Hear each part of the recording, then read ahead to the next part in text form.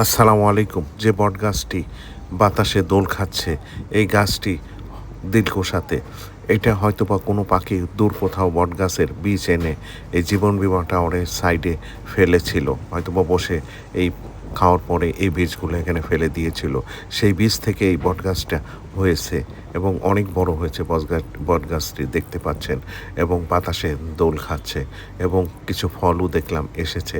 এটা জীবন বীমা টাওয়ারের ঠিক সামনে দিলকুশা যে পার্কটা আছে, পার্কটার অপোজিটে ৪ রাস্তার মোড়ে অনেক সুন্দর এই বটগাছটি, এবং বাতাসে দোল খাচ্ছে, অনেক ভালো লাগলো।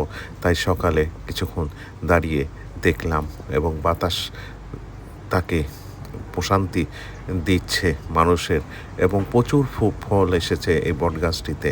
হয়তোবা পাখিরা এখান থেকে খেয়ে আবার কোথাও নিয়ে ফেলবে, সেখানেও বটগাছ তৈরি হবে, এভাবে চলবে গাছটি অনেক বড় হয়েছে দেখতে পাচ্ছেন জীবন এই গাছটি, এবং পাশ দিয়ে ৪টা রাস্তা প্রবাহিত হয়েছে।